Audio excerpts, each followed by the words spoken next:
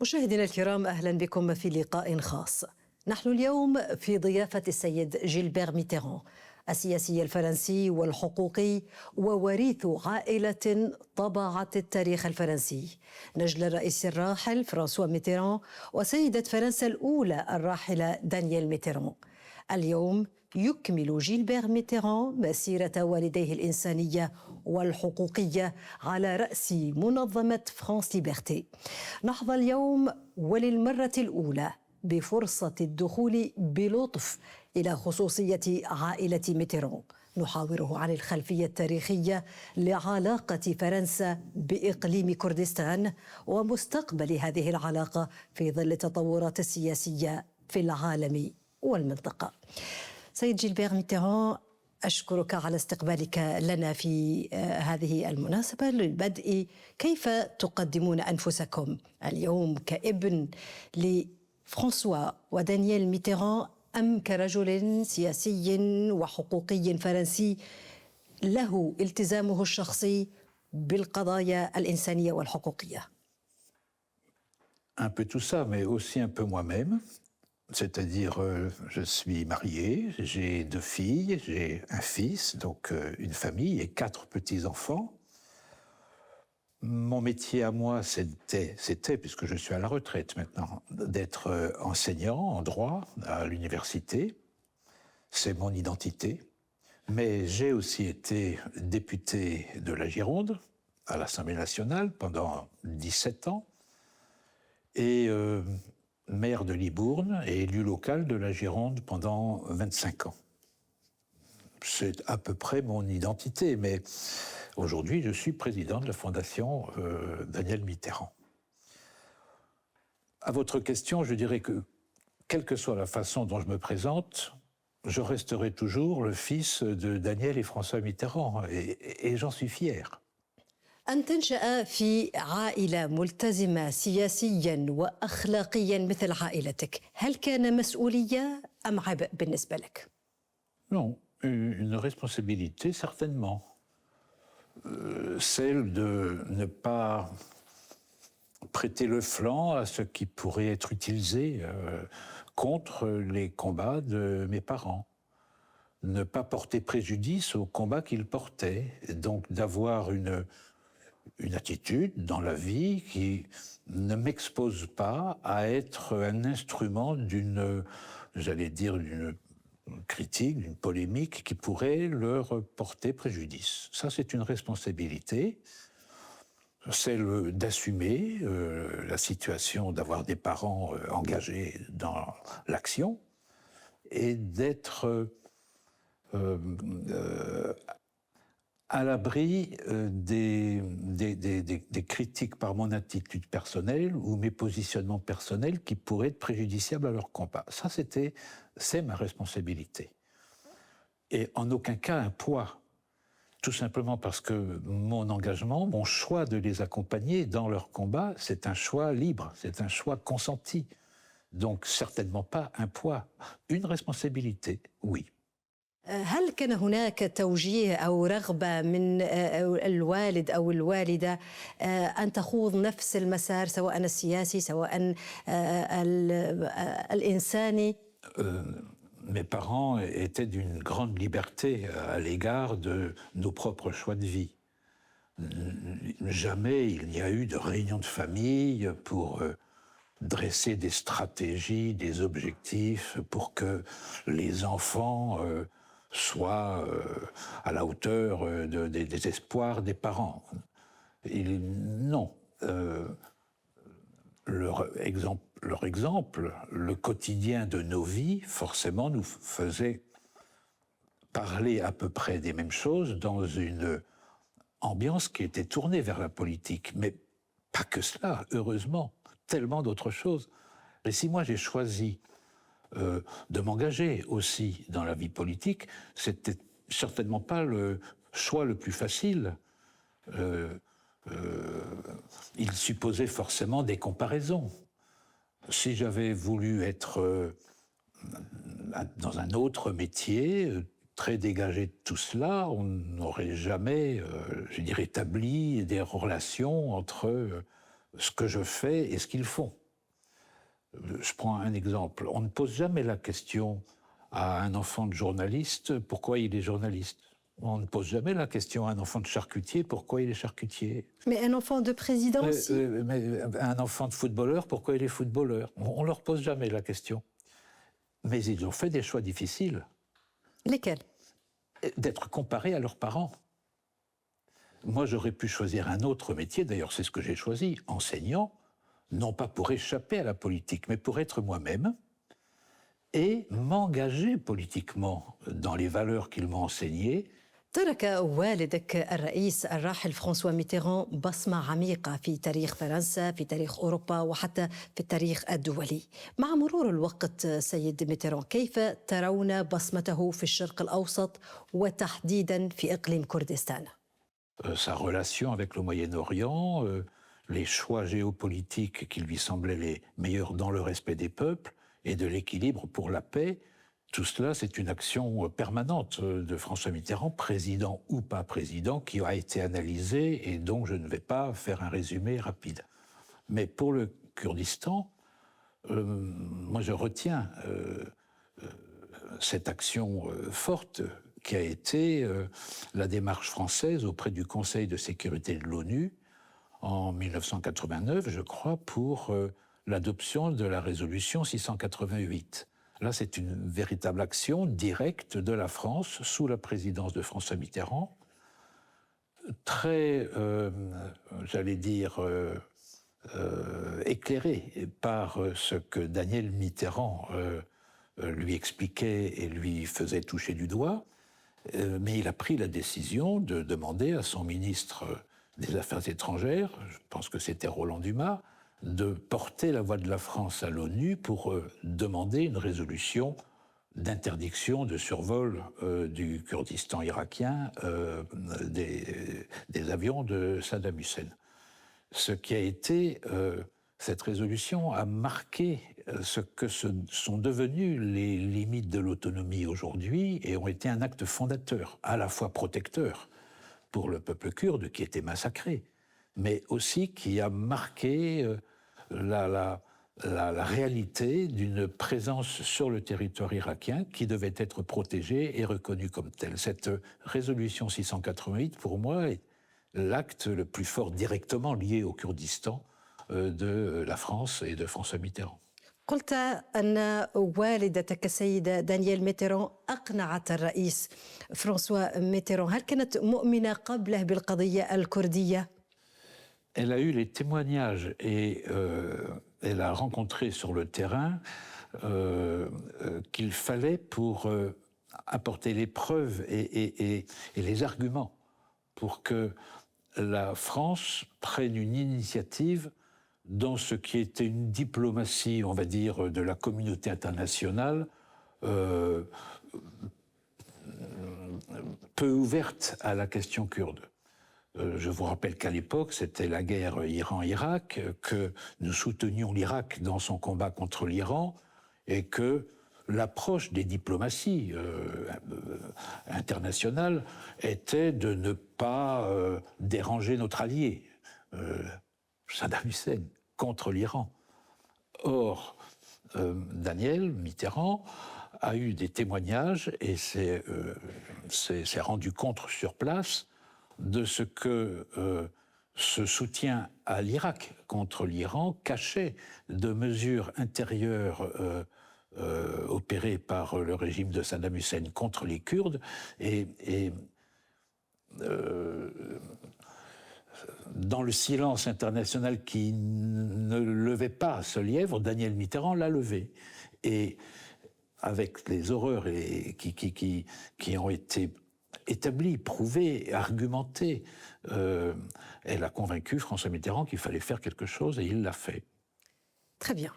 الآن نأتي لوالدتك السيدة ونبقى مع والدتك السيدة الراحلة سيدة دانييل ميتيران، سيدة فرنسا الأولى التي حملت لقب آخر ألا وهو صديقة الكرد أو أم الكرد كما يسميها الكثيرون ومنهم الرئيس مسعود برزاني طبعا. إذا حضرتك تقاسمت والدتك مع شعب كامل بما أنها أم الكرد. ما هي الذكريات التي تحتفظ بها سيد جيلبرت ميتيران عن هذا، وما الذي يعنيه لها هذا اللقب تحديداً؟ Elle en était très émue de cette reconnaissance, à la fois du président Massoud Barzani et qui est réellement ressentie aussi par le peuple kurde. Et il parle de la mère des Kurdes d'une façon très affectueuse et comment je vais dire, sans ostentation. Pour eux, il y a une relation affective avec cette dame qui est ma mère et qui est devenue la leur. Donc ce sont mes frères et mes sœurs, et elle avait beaucoup d'affection pour le peuple, beaucoup d'affection. Elle les a rencontrés, elle les a vus dans leurs souffrances, dans leurs combats, et elle s'est attachée à faire en sorte que ce ne puisse plus être possible, ici ni ailleurs d'ailleurs. Mais vous savez, moi, un jour, elle m'a fait une confidence, et je pense qu'elle l'a faite aussi au président Massoud Barzani.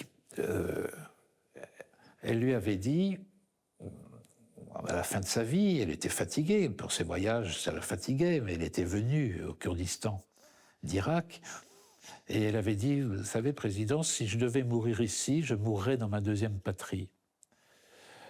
C'est un bel hommage qui a été rendu à cette affection, cet amour qu'elle portait au peuple kurde. Donc beaucoup d'affection, c'est la première chose qu'on peut dire du lien entre Danielle Mitterrand et le peuple kurde. Mais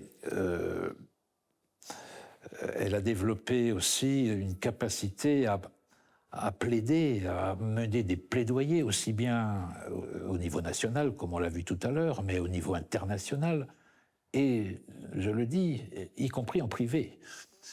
À la maison, chaque fois que nous avions des repas avec des amis qui ne connaissaient pas spécialement la cause kurde, je veux dire, il fallait qu'elle développe. Même parfois auprès de gens qui se sentaient happés dans un combat qu'ils ne comprenaient pas trop, mais il fallait qu'elle les sensibilise, qu'elle leur explique, qu'elle s'indigne. فتحت لنا أبواب بيتك سيد ميتيران، وسنتعمق ربما في هذه النقطة. تحدثت عن تعاملها معكم في البيت، ما المساحة التي كان يأخذها الملف الكردي، القضية الكردية، المرأة الكردية، لو بعض التفاصيل التي تتذكرها؟ Mais écoutez, il y avait les repas à table, quand il y avait une actualité souvent dramatique qui frappait les Kurdes, c'était le sujet de conversation à table. Elle ne pouvait pas s'empêcher de ne pas nous en parler, avec plaidoyer, comme je vous le disais, mais surtout avec rage, avec beaucoup de peine devant les souffrances du peuple kurde, et surtout devant l'inaction des uns et des autres, la communauté internationale ou des leaders politiques ou des médias qui n'en parlaient pas. Donc elle en parlait tout le temps. Elle en parlait, y compris en famille. D'autant plus qu'en famille, il y avait quand même le président de la République française. Mais elle ne s'adressait pas qu'à lui. Elle s'adressait à toutes les personnes qui devaient comprendre que ce combat était un combat qui était digne et nécessaire de mener. Elle montrait par son action à quel point elle était, et la Fondation, à quel point elle était acharnée à trouver des moyens, celles qu'elle pouvait mettre en œuvre elle-même. Si les autres ne font rien, il fallait qu'elle fasse quelque chose. Et on se souvient tous de ses visites sur le terrain au Kurdistan, dans des conditions très difficiles, souvent pas recommandées par les diplomaties et les ambassades qui l'en dissuadaient. Elle forçait les choses, elle s'obstinait à ne pas accepter cette bien-pensance internationale qui n'agissait pas. Il fallait qu'elle force les murs et elle y est allée sur le terrain, elle a rencontré les gens, les victimes d'Halabja qui étaient réfugiés dans des camps en Turquie.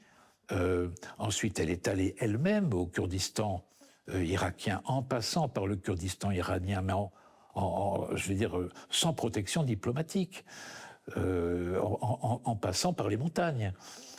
Et même une anecdote, quand elle était au Kurdistan iranien et que le gouverneur et le consul, ou je ne sais pas qui, lui dit « Madame Mitterrand ne peut pas aller plus loin ». Ensuite, c'est l'Irak. Et qu'elle s'est retournée en disant « Vous voyez une frontière, vous voyez quelque chose, ce sont les mêmes familles, ce sont les mêmes gens, ce sont les mêmes langues, ce sont les mêmes cultures. Il n'y a pas de frontière ». Et elle est allée au Kurdistan irakien dans ces conditions, en franchissant des fleuves et des montagnes sans environnement diplomatique particulier. Elle a fait ça. Elle y est allée, elle a forcé le destin, elle a rencontré le président Barzani dans ces conditions, alors que les diplomaties européennes, françaises, internationales et turques ne l'autorisaient pas vraiment à le faire. Mais comment s'opposer à l'épouse du président de la République ? Et son mari lui a dit « Daniel, je ne t'en empêcherai pas d'y aller, mais c'est dangereux. Mais tu fais ce que tu penses devoir faire. » Et ça s'est fait comme ça, cette rencontre avec les Kurdes. Donc, quand elle a vu, je vous rappelle même que dans ces conditions, elle a même été victime d'un attentat. Elle a failli y laisser la vie entre Souleymaniye et Halabja. Mais elle l'acceptait. Elle considérait que ça faisait partie des risques de son engagement et elle l'acceptait. Cet attentat a échoué en ce qui la concerne, mais a fait des victimes dans la délégation où elle était, et elle en était affreusement triste, parce qu'elle pensait même que ces morts qui étaient autour d'elle, c'était à cause d'elle, le fait d'avoir été les rencontrer. C'était un vrai, j'allais dire, plus qu'un engagement, c'était une mission qu'elle s'était accordée de sauver ce peuple des pires souffrances, dont la première est l'indifférence. Et elle voulait, par ces actions-là, participer à trouver les moyens d'appeler l'attention sur ce peuple et de le soulager. Si les États ne le font pas, elle-même a pris l'initiative de faire en sorte que des réfugiés de Halabja, dans le camp de Mardin, des familles puissent venir en France. Il y a eu tout un accueil de plusieurs centaines de familles kurdes d'Halabja en Auvergne. Elle a fait ce qu'il fallait pour faire envoyer 1 ou 2 avions de façon à pouvoir les accueillir et les sortir de ces camps et puis des massacres qui avaient eu lieu à Halabja. Voilà, c'était ça. Elle était à la fois cette combattante, celle qui souffrait pour ce peuple, mais aussi celle qui avait tellement de joie de voir ses amis kurdes d'Irak, quand ils se sont rassemblés pour forger un destin commun. C'était l'aboutissement de sa démarche politique, entre guillemets, mais amicale, et auprès de ses amis, donc kurdes irakiens, évidemment Massoud Barzani, évidemment M. Talabani, elle les avait avec eux et elle était tellement heureuse de voir qu'ils pouvaient s'entendre et ils l'ont fait. Et ça a scellé le destin du Kurdistan irakien. قلت أنها تجردت من كل ألقابها الدبلوماسية وخاطرت بحياتها، مرت إلى الإقليم عبر الجبال بدون رخص وبدون حماية، وتعرضت لمحاولة اغتيال كما قلت. بعد محاولة الاغتيال هل تغيرت أو هل خفت الحماسة أم زادت برأيك بحسب ما تتذكر سيد جيلبير ميتيران؟ Elle l'a dit elle-même à une télévision qui l'interviewait dans les minutes qui suivaient l'attentat. Elle a eu cette phrase pensez-vous que je sois une fille à laisser tomber et à me laisser impressionner par ce qui vient de se passer? Au contraire, cela me donne encore plus de force pour aller plus loin. Mais c'était la Danielle Mitterrand qui, dans sa jeunesse, à 17 ans, vivait déjà les maquis en France. Prenait les risques qu'elle pensait devoir prendre et sans s'interroger sur les conséquences personnelles qu'elle pouvait subir. Elle s'engageait, elle résistait, elle interpellait et je crois qu'elle a été comme ça toute sa vie. زرت إقليم كردستان حضرتك، تجولت أكيد في شوارع، هناك مدارس تحمل اسمها، شوارع، ساحات، وحتى الرئيس مسعود بارزاني ليومنا هذا يحيي ذكراها. منذ أقل من سنة كانت هناك ذكرى المئوية للسيدة دانيال ميتيرون. كيف عشت هذا ما نسميه الوفاء، هذه العملة النادرة، هذا العرفان للسيدة ميتيرون من قبل أصدقائها الكرد؟ Vous venez de le dire, c'est suffisamment rare pour être à ce point remarquable et émouvant que j'en ai été le témoin et le témoin même après le décès de ma mère. J'ai été accueilli 2 fois au Kurdistan irakien, une fois à l'occasion du 4e anniversaire de son décès à Erbil, une très belle manifestation où nous avons été accueillis par le président Barzani et où nous avions déjà d'ailleurs profité de cette occasion pour remettre le prix Daniel Mitterrand, celui de la Fondation, à nos amis Peshmergat. Je ne sais pas si c'est comme ça qu'on dit, mais enfin, au courage des femmes kurdes qui combattaient dans le rang des combattants, quoi, et à Kendal Nezan, qui est le président de l'Institut kurde de Paris. Ce prix, Daniel Mitterrand, a été remis à Erbil à ces personnes.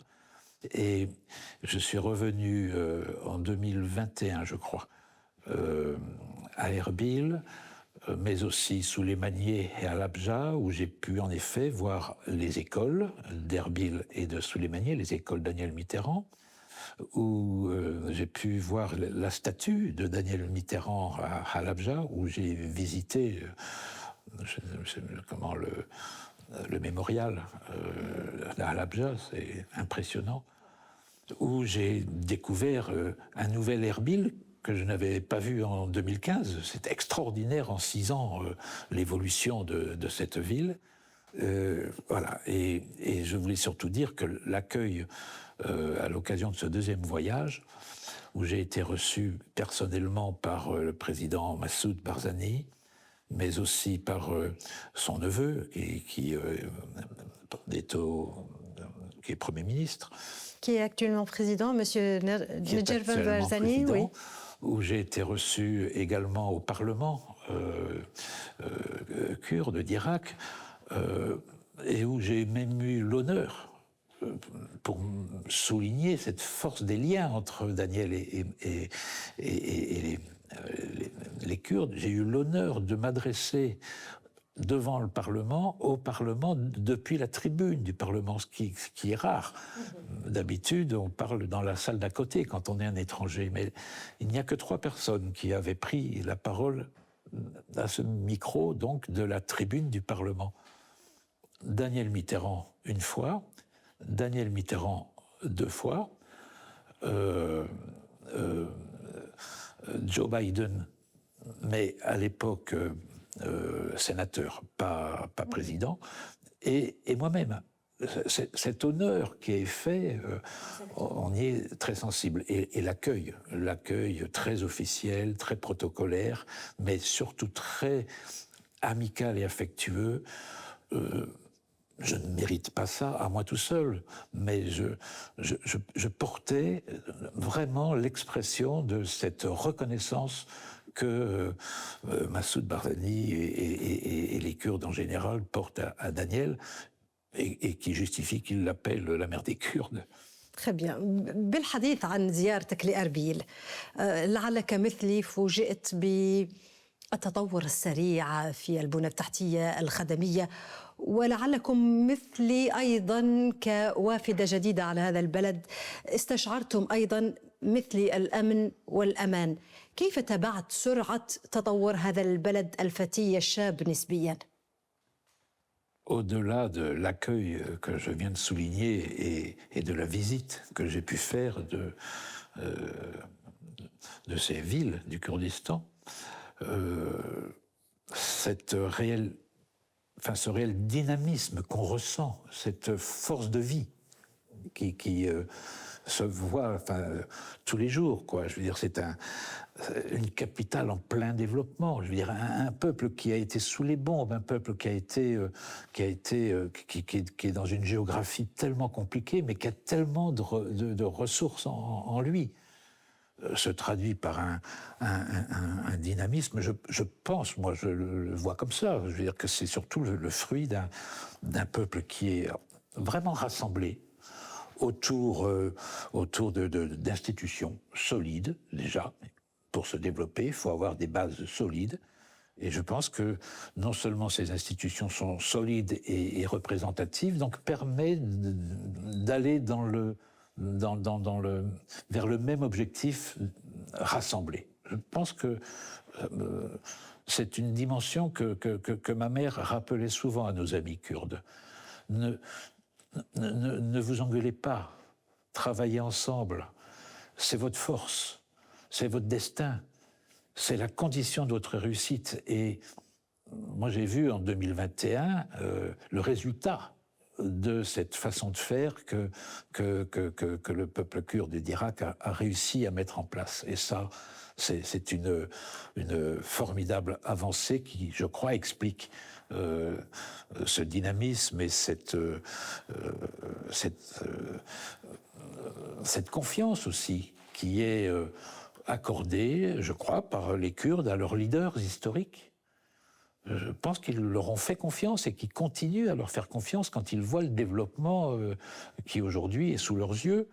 Et donc cette démarche exemplaire, eh bien, elle est le fruit de rassemblement et de force intérieure dans un contexte qui est pourtant assez hostile. الشعب الكردي عانى نوعين من الظلم كما نعلم، الجرائم التي ارتكبت بحقه، وأيضا عانى من التنكر لحقوقه ولآلامه. هل تعتقد أن المجتمع الدولي وتحديدا أوروبا مدينة من الناحية الأخلاقية والسياسية للشعب الكردي؟ Ma réponse est simple, c'est oui, assurément. Voilà, on ne peut pas dire plus. C'est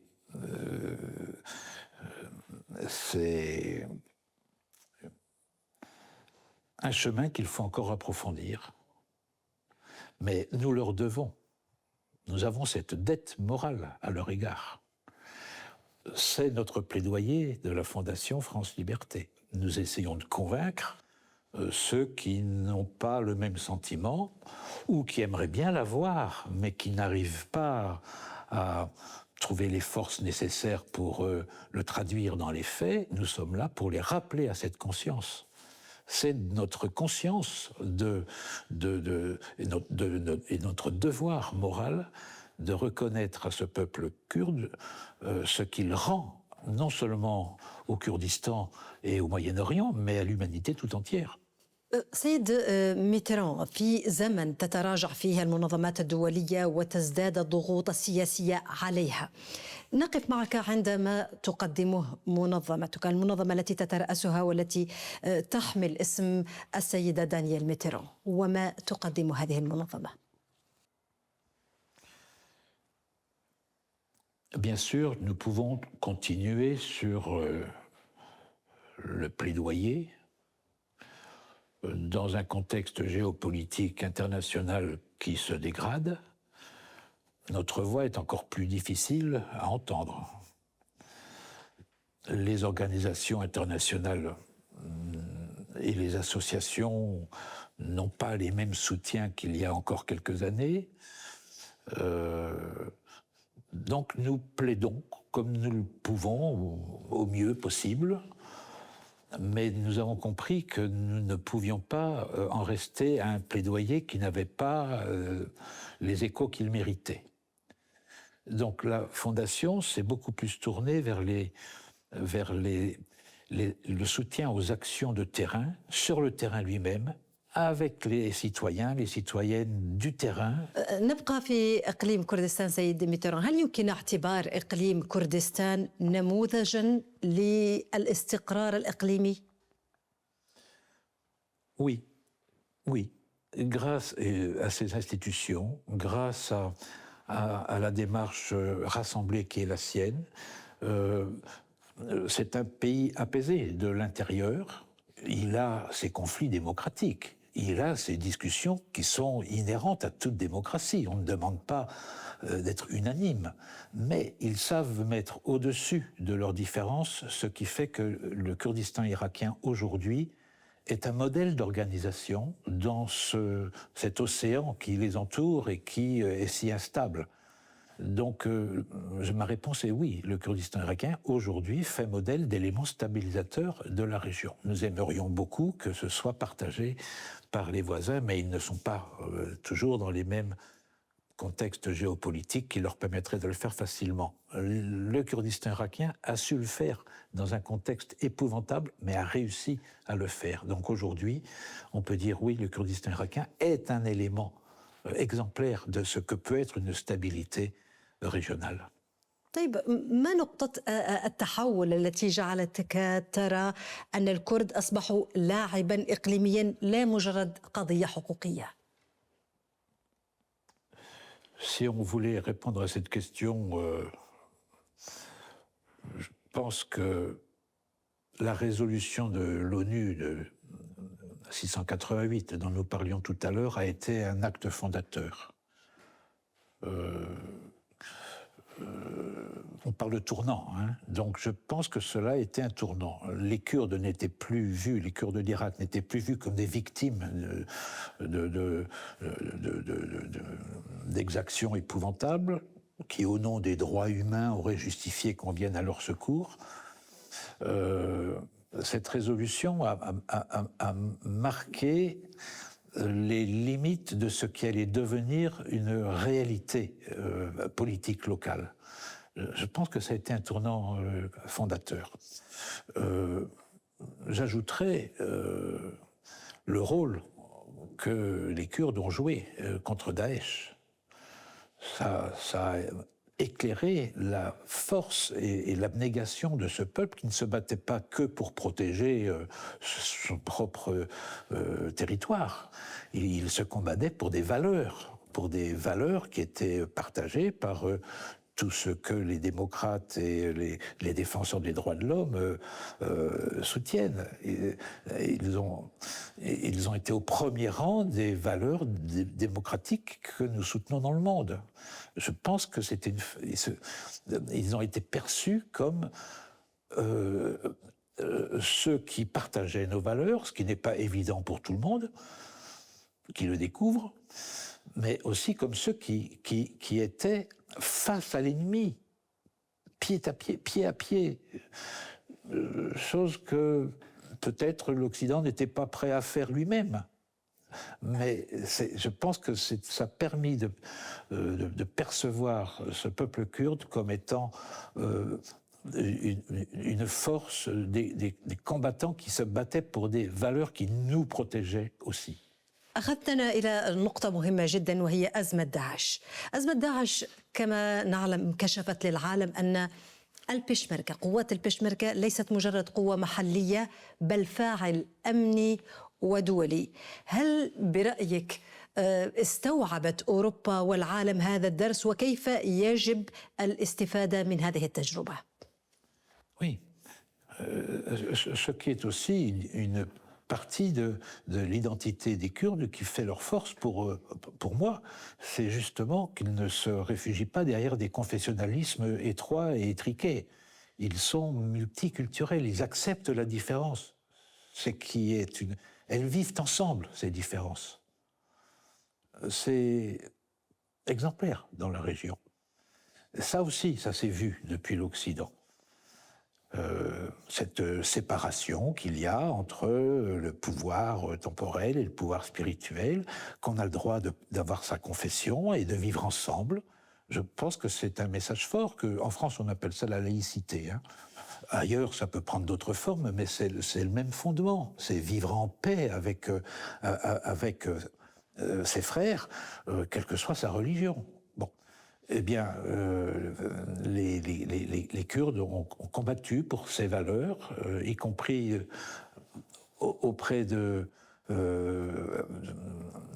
en tout cas, avec ceux avec qui ils ont tendance à ne pas forcément s'entendre, mais pour une cause commune qui, je le pense, a été perçue par l'Europe, mais pas assez dans la reconnaissance que nous pouvions peut-être imaginer par la suite. La contrepartie, l'espoir des Kurdes d'avoir une reconnaissance internationale du fait de leur combat qu'ils ont mené sur le terrain au nom des valeurs que nous défendions, je pense que cet espoir a été déçu par une attitude internationale qui n'a pas été à la hauteur des sacrifices qui ont été les leurs. Il y a peut-être eu des relations sous différentes formes plus stabilisées, mais ce n'est pas à la hauteur de ce que nous devons aux Kurdes. Donc, à votre réponse, je dis c'est pas encore et c'est pas assez. Et nous souhaitons que cela puisse aller plus loin. Mais nous savons tous quelle est la géopolitique locale, et ce que je veux savoir demain, c'est peut-être une réponse que je ferai, c'est le chemin sera plus simple si le monde entend se tourner vers ce qu'on peut appeler un état de droit plutôt que le droit du plus fort. Et je ne peux pas le deviner, mais je me bats pour l'état de droit dans lequel je souhaite que les droits kurdes soient reconnus pleinement, plutôt que le droit du plus fort qui nous entraînera tous vers ce qu'on ne souhaite pas. الإقليم مر بمحطات عديدة ومنها ربما داعش، لكن أيضا هناك محطات أخرى. حين يذكر الاستفتاء الكردي عام 2017 يختصر غالبا بالغبن السياسي. ما التقييم الأكثر عدلا برأيك؟ هل كان خطوة متقدمة زمنيا أم خطوة صحيحة في توقيت خاطئ أم صرخة استغاثة كما يصفها السياسيون الكرد؟ Il m'est difficile de porter un jugement de l'extérieur. C'est l'objet d'un débat intérieur, d'une analyse de choix politiques qui sont faits par ceux qui ont à faire ces choix politiques que nous n'avons pas de l'extérieur à leur dicter ou à condamner. Moi, je pense, c'est peut-être un cri de détresse, mais le mot détresse me dérange. Je vois plutôt, moi, une stratégie d'affirmation d'une volonté, d'un objectif à atteindre, de ne pas le perdre de vue. Même si on sait que la réponse ne sera pas à la hauteur de ce qu'on souhaite, c'est pour ancrer que ce combat-là doit se poursuivre, est ancré dans le destin qu'on souhaite pour le Kurdistan irakien. Donc, est-ce que c'était le moment? Est-ce que ce n'était pas le moment? Est-ce que c'était un cri de détresse? Moi, je crois que c'était un cri d'affirmation d'un espoir et d'un objectif. كيف تفسر استمرار تأثير الرئيس مسعود بارزاني في السياسة الإقليمية رغم تغير التحالفات الدولية وكل ما يجري في المنطقة؟ Le président Barzani est une figure importante, incontournable dans l'histoire contemporaine du Kurdistan irakien. dans la construction du gouvernement régional kurde au cours de ces dernières années. Je veux dire, c'est un parcours qui a conduit le Kurdistan à être justement tout ce qu'on disait tout à l'heure, en plein développement, un élément de stabilité dans la région, d'un pays rassemblé. Je pense qu'il a toujours cette image et cette reconnaissance de son peuple. Bon. Il a été présent pendant des années sur tous les fronts, militaires, politiques, diplomatiques. Il a marqué l'histoire contemporaine, il a construit le présent, et je pense qu'il dessine un avenir que partage le peuple kurde, bon, avec tous les débats qui sont le fleuron de la démocratie, mais il est pour moi, et j'espère peut-être pour les Kurdes, c'est vous qui me répondrez plutôt de ce côté-là, moi je pense que c'est plutôt un symbole de la force et des défis que le Kurdistan irakien relève tous les jours. لكن لو سألتك هذا عن الرئيس مسعود بارزاني في إقليم كردستان كنت تتحدث، لو سألتك من موقعك كمراقب دولي، هل ترى أن الرئيس مسعود بارزاني يمثل ضمان استقرار في الشرق الأوسط ليس فقط للإقليم وليس كزعيم محلي؟ Oui, mais c'est mêlé. Je veux dire, à partir du moment où, en tant que leader local, il est réussi avec d'autres, mais il a réussi à fédérer un peuple autour d'institutions, autour d'un développement local important. Il est évidemment un acteur d'un Moyen-Orient qui peut s'inspirer de la démarche des Kurdes irakiens. Un Orient qui peut prendre pour modèle cette construction de cette autonomie kurde irakienne. Les voisins peuvent s'inspirer des démarches et des forces qui se sont rassemblées pour des objectifs qu'ils partagent historiquement, qu'ils partagent culturellement et qu'ils partagent chacun à leur façon, malheureusement, selon les États dans lesquels ils sont. Je veux dire, c'est le même combat dans le Kurdistan turc, mais ce ne sont pas les mêmes conditions de combat. C'est le même combat dans le Kurdistan syrien, mais évidemment dans un État qui n'en est plus un, ou en tout cas qui est à reconstruire.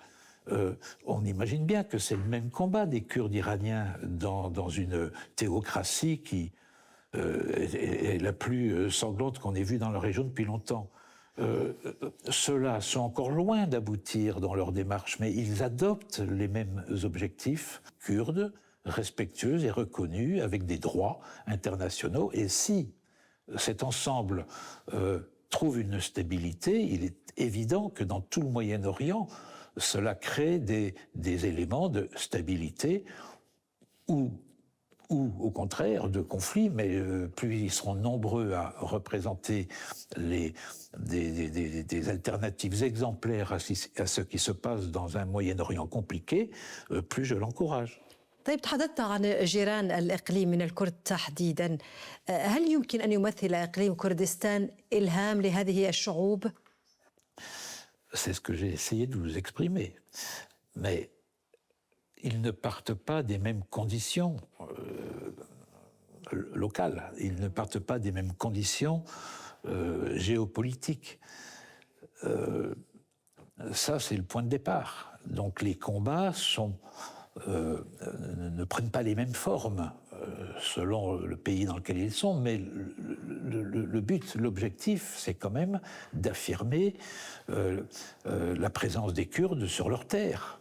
C'est quand même d'affirmer ces slogans qu'on entend dans le Kurdistan turc, c'est-à-dire « nous sommes là, nous existons ». En Syrie, il ne s'adresse à personne, sauf à un État qui est totalement à reconstruire et qui est plutôt hostile aux Kurdes. En Iran, on ne peut parler avec personne. Dès qu'on dit quelque chose, on est pendu. تقول أن في سوريا هناك جو معادي للكرد أو نظام معادي أو كيف ترى يعني موقع الكرد في شمال شرق سوريا في عامنا هذا بعد سقوط نظام بشار الأسد؟ Écoutez,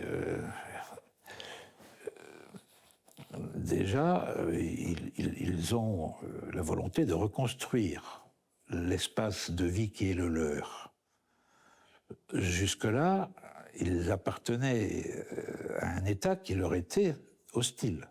Aujourd'hui, ils espèrent que les nouvelles institutions qui se mettent en place puissent avoir peut-être un dialogue différent avec eux. Ils l'espèrent, sûrement, mais ils n'attendent pas ce qui ne viendra peut-être jamais. Donc ils s'organisent déjà sur place, comme ils peuvent, ils reconstruisent leur ville à partir des gens qui vivent dans ces villes, et selon des principes et des valeurs qui nous sont chers, qui sont démocratiques, égalité homme-femme, qui sont multiconfessionnels, c'est-à-dire qu'il n'y a pas de différence, il y a des différences, mais il n'y a pas d'opposition des religions, sur des valeurs solidaires, sur des valeurs de partage de ce qu'on appelle les communs, comme l'eau par exemple, sur des valeurs écologiques, où il faut replanter, reforester, toutes ces valeurs, démocratie, gestion des communs, égalité homme-femme, écologie, protection de leur terre, regagner même le droit de planter leurs propres semences. Tout cela pour gérer en commun la vie de tous les jours. Les Kurdes le font dans le nord-est syrien, au Rojava. L'ANES, enfin, comment on l'appelle, ANES, enfin, sont des interlocuteurs, mais de qui? Pour l'instant, ils se prennent en main eux-mêmes. Ils sont aussi les gardiens des prisonniers Daesh. متفائل بمصير الكرد في سوريا؟ Alors, c'est pas le mot optimiste, parce que cela dépend beaucoup de ce qu'il y aura autour d'eux. Ils ont la chance d'avoir un Kurdistan irakien plutôt stable autour d'eux. Ils ont l'espoir d'avoir une Syrie qui leur tende la main. Ils ont l'inconvénient d'avoir une Turquie qui les occupe et qui les bombarde. C'est tout ce mélange. Et leur espoir, c'est de ne pas être isolés, c'est qu'on parle aussi pour eux, c'est qu'on les aide dans leurs projets. Je vous parlais tout à l'heure de soutien aux actions de terrain. La Fondation en fait beaucoup au nord-est syrien, et de la mise en place de réseaux pour les soutenir. Donc nous essayons ici, en France, la Fondation, de fédérer des villes françaises qui cofinancent des projets au nord-est syrien. Voilà notre action. Mais dans une géopolitique qu'on ne contrôle pas, nous, Fondation. En revanche, on dit, si demain la parole est au dictateur de tout poil, au droit du plus fort, y compris aux États-Unis, où l'état de droit n'existe plus, je veux dire, non seulement eux n'auront pas d'espoir, mais nous tous. هل تعتقد أن المصير الكردي سواء في سوريا، في العراق، في تركيا كما تفضلت مرتبط بطريقة تجعل أي تراجع أو تقدم لأحدهما ينعكس تلقائيا على الآخر؟ Je pense en effet que tout recul des uns fragilise les autres.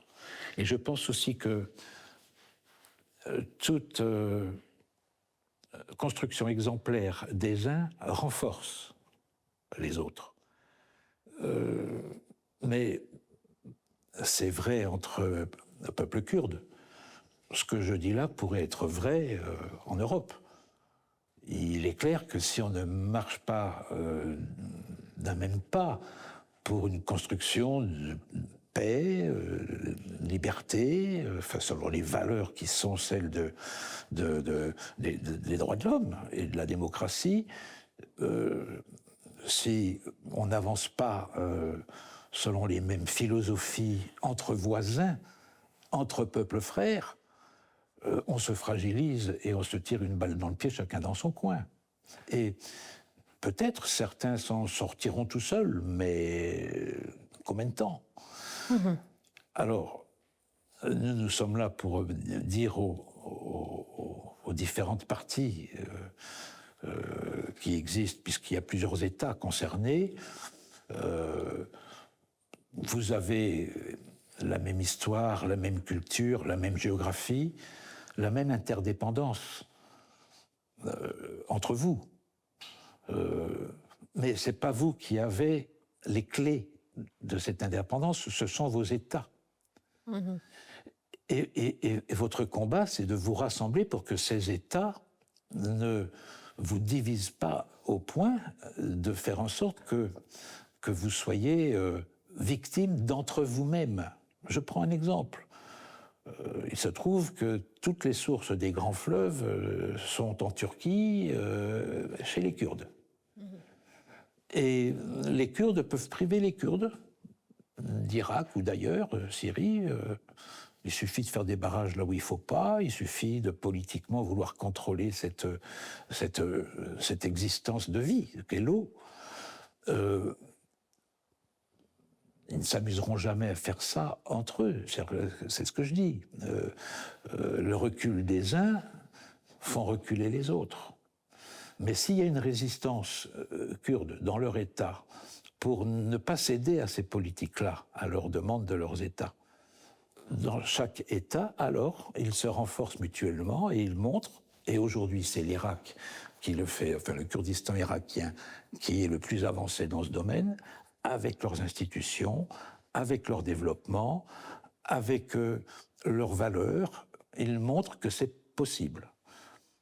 Et donc, ils sont un exemple et un élément donc de stabilité future, sauf si le monde bascule vers les impérialismes et les dictatures, ce que je ne souhaite à personne. سيد ميتيرون، لو طلب منك تلخيص سبب وقوفك إلى جانب الكرد والقضية الكردية لعقود في جملة واحدة، ما هي؟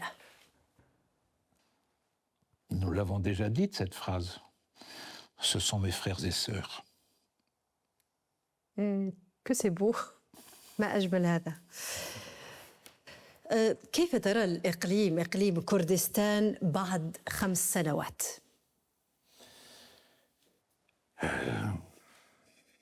Le Kurdistan... Le Kurdistan d'Irak. D'Irak. Au rythme où il va dans son développement, ce sera un pays économiquement fort, qui répond aux besoins de sa population. Et un pays, j'espère, toujours apaisé comme Daniel Mitterrand rêvait de les voir rassemblés et unis. Dans 5 ans, j'espère qu'il n'y aura plus de guerre en Ukraine, j'espère qu'il n'y aura plus de régimes illibéraux dans un certain nombre de pays qui entourent le Kurdistan. J'espère que les élections américaines corrigeront le tir et j'espère que l'Europe sera enfin une Europe politique. Si tout cela pouvait être réuni d'ici 5 ans, alors je vois le plus bel avenir à nos amis kurdes. Mais si c'est le contraire, nous serons tous à nous soutenir les uns les autres pour qu'il y ait encore dans ce monde des drapeaux qui se lèvent pour défendre la liberté, la paix, la justice et les droits humains, y compris celui de se développer dans sa propre culture et sur son propre territoire. شكرا لك سيد جيلبير ميتيران على قبول الدعوة وعلى استضافتنا. شكرا لك على شهادتك التاريخية، وأتمنى أن يتجدد اللقاء المرة القادمة في أربيل. كان هذا لقاؤنا الخاص. شكرا لكم على طيب المتابعة. في أمان الله.